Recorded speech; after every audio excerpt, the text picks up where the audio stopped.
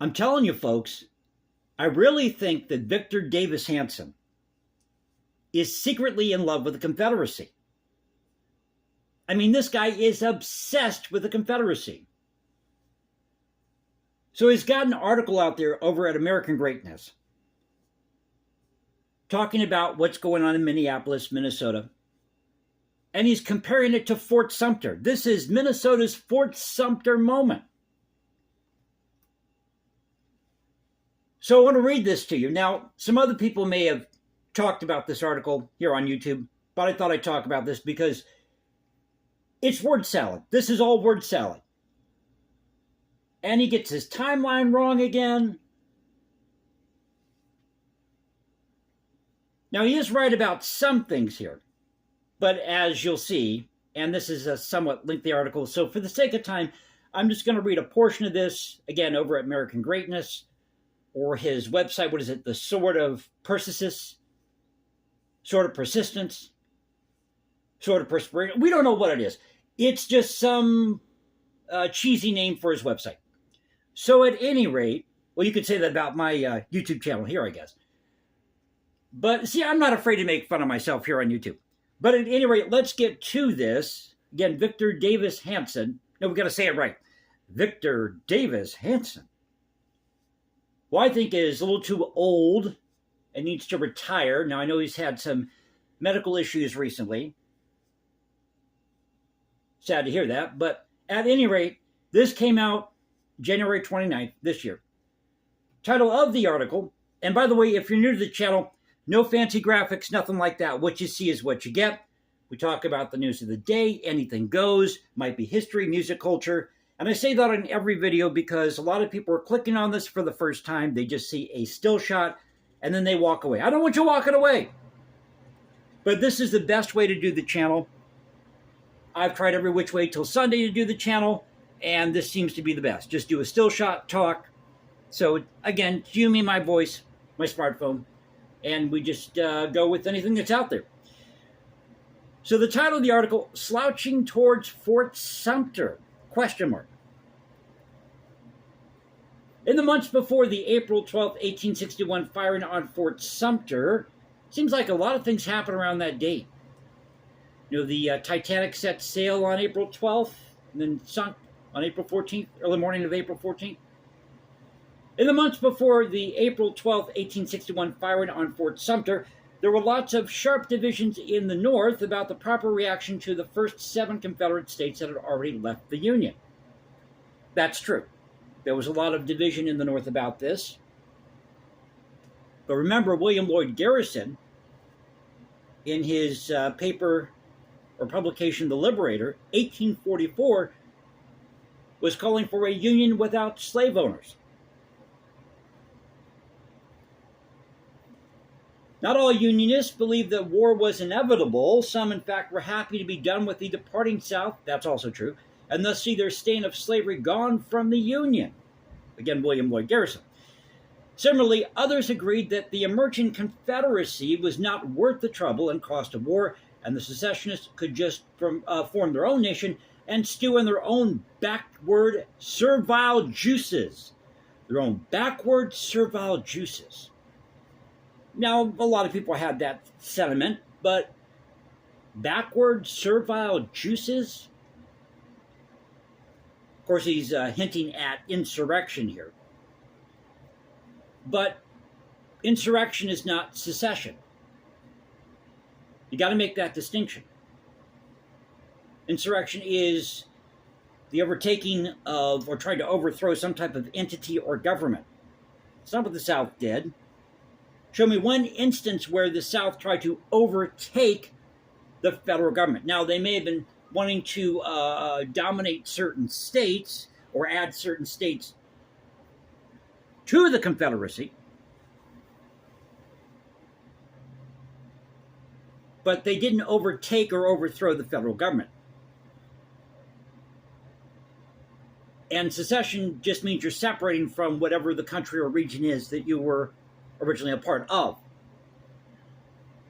But after Fort Sumter, Lincoln, who was hated as much by the Confederates as Trump is by the woke and socialist left, we also had some people in the North who didn't agree with Lincoln's policies. And you had a lot of slave owners, well, a lot of people who invested in the North in Southern plantations. And a lot of Southern politicians were actually of Northern birth. Good example, this Bank of New York invested in a lot of Southern plantations. A lot of times it was an absentee situation where you'd have a foreseer, and you'd have these slaves that were pretty much running this plantation on their own with an overseer.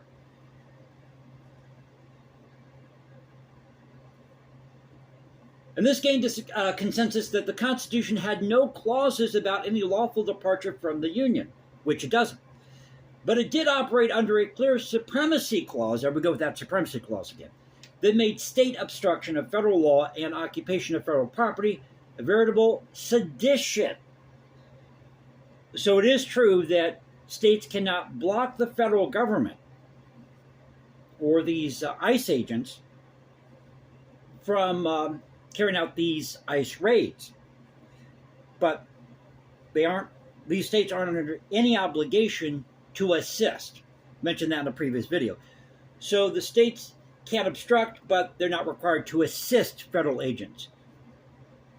And you do have a couple states where this is happening, where they are assisting local law enforcement, what have you, is assisting ICE. So it can work. It can work. Depends on the state. Lincoln and the preservationists felt that they easily had the moral high ground of abolition versus the continuance of slavery, nor did they want a North America of fragmenting warring nations in the manner of Europe. Now, that's also true. They didn't want to see these conflicts happen, let's say, in the 1660s, or they didn't want to see recurrence of the American Revolution, but neither did Southerners. All Southerners wanted to do was leave in peace, leave us alone. They did not want to start the Civil War. That's a misnomer. Sorry, the South did not want to start the Civil War. And the reason why they fired on Fort Sumter is because at the time there was a conflict of who actually owned Fort Sumter. South Carolina had already seceded, and Fort Sumter was within South Carolina's state lines, or in their territory. So there was still a question of who actually owned Fort Sumter. Was it federal property? Did it belong at that point to the state of South Carolina? But something similar is emerging over Minnesota, the South Carolina of our age. The South Carolina of our age. Pardon me. Well, not quite, because Minnesota is in the upper Midwest. I should know this because I don't live too far from Minnesota. And South Carolina is in the South. And the culture is different in the upper Midwest. There are some similarities between Midwesterners and Southerners, but the culture for the most part is different. The geography is different. The climate's different. And believe it or not, that does affect events that happen. Once sanctuary states, cities, and counties had established the precedent that with impunity, they could nullify federal immigration law with impunity now. Then what followed was a logical and mounting descent into the current open defiance of the federal government. How odd that self-described progressives are now acting out of visions of prior kindred nullificationists and neo-Confederates from John C. Calhoun to George Wallace. John C. Calhoun. George Wallace. How many know that at the end of his life, George Wallace was actually he identified as a Republican. Believe it or not, he was conservative. He was a Southern conservative, if not lean conservative. And John C. Calhoun was a staunch unionist, but he supported states' rights. And you had nullification happening in the North all the time in the 1790s, 1800s. In fact, currently, there are several separatist movements happening in North America. How many know about, well, you've heard about what's happening with Alberta. That's been in the news recently. But there's also this separatist movement in Saskatchewan. We have a lot of people that come down from Saskatchewan and Manitoba, so shout out to those of you listening in Saskatchewan and Manitoba. But they come down to our area all the time or travel through here on business, you name it. And then you also have these movements happening in Belize. How many people are talking about the separatist movement in Belize or Antigua and Barbuda? Or is it Barbuda? I guess part of what, Barbados? But you have those movements going on currently. How come Victor Davis Hanson isn't talking about that?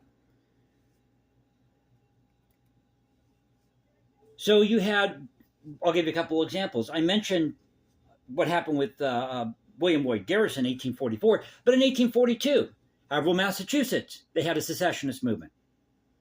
1815, they were floating about the idea of secession at the Hartford Convention.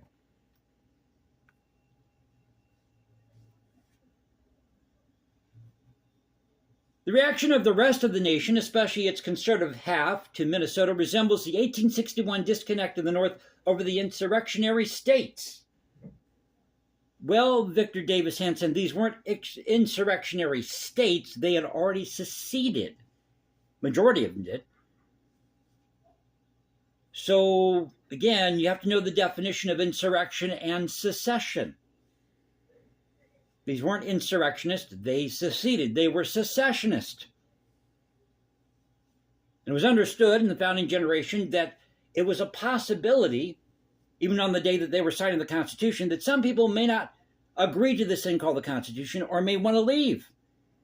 It was very well understood then. Some believe that if Minnesota wants to protect its approximately 1,300 jailed illegal alien murderers, rapists, and assorted felons, so be it, and ICE should leave such a dysfunctional and dystopian state, or it should just leave this dysfunctional and dystopian state to its own self-destructive path. Well, maybe that is probably the right way to do this. Say, okay, you guys are on your own. You want to have all these illegal aliens? Well, by all means, have them. Force the state to take care of its own immigration. I said before, it's time to call a constitutional or state convention. Minnesota needs to figure out what it wants to do. And if you do a constitutional convention, then discuss this issue of illegal immigration and maybe reach a compromise where the federal government, monitors the coast, the Atlantic, the Pacific, the Gulf of Mexico, the Gulf of America. And then the states can take care of their own immigration policies. Because originally, that's what happened with the states. The states were allowed to decide, and they still do, who and who cannot reside in those states. In this way of see ya, wouldn't want to be ya thinking, Trump should stick to the red and purple states, which he should, clear them of criminal aliens with the help of local law enforcement, but without the organized performance art leftist resistance. Then he could contrast the nation with the difference between low crime, non-controversial deportations versus the blue state model of protecting illegal alien criminals and their indifference to the mayhem they inflict on the innocent. But you still have high crime rates a lot of times in these bigger cities that may be in red states. If you live in a large metropolitan area, chances are you're going to have a higher level of crime because you have more people that live there compared to living out, let's say, in the suburbs or living out, in the country somewhere. So to wrap things up here, I don't want to make this video too long. I'm just going to go to the last couple of paragraphs here. Let me scroll down. For now, Walls, Frey, and Ellison are upping the rhetoric, fanning the violence, and talking openly about how best to nullify federal law and impede federal enforcement. They are convinced that they have galvanized national opposition to the hated Trump, smothered the Somali fraud scandal, and stopped ICE deportations, of their constituents.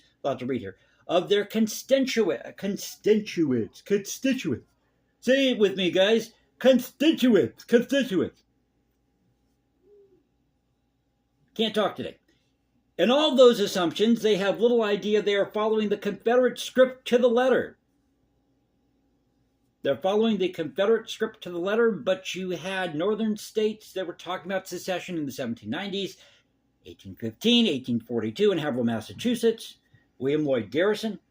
but they're following the Confederate script. Maybe they're following the script of the founding generation. The Declaration of Independence. We declare ourselves to be free and independent states, not state, but states. And like their spiritual forefathers of 1861, they grow even more cocky, boastful, and defiant as they create martyrs, spread narratives of victimhood, and daily slouch toward another Fort Sumter.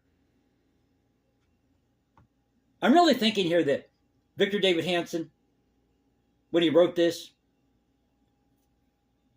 maybe it was on a typewriter from like 1950, maybe 1895. Maybe he's got an original printing press from the 1400s. Who knows? But I can just picture him sitting there going, Neo-Confederate, as he's typing it slowly. Neo-Confederate, Neo-Confederate, Neo-Confederate. So tell me what you think in the comments section below. But I find this to be a real scream. A real scream. So he's going to compare what's going on in Minneapolis or Minnesota with Fort Sumter. That's like comparing apples and oranges. So, it's just crazy to me. But this is the logic that these people use. So I hope you enjoyed the video. If you did, follow me at Instagram, Jason197711. You can go to Substack or find me at Culture Confederacy at CultureConfed1 on X. This is the Culture Confederacy saying peace out. Stay safe, everybody. Keep up the culture, and I'll catch you next time. Take care.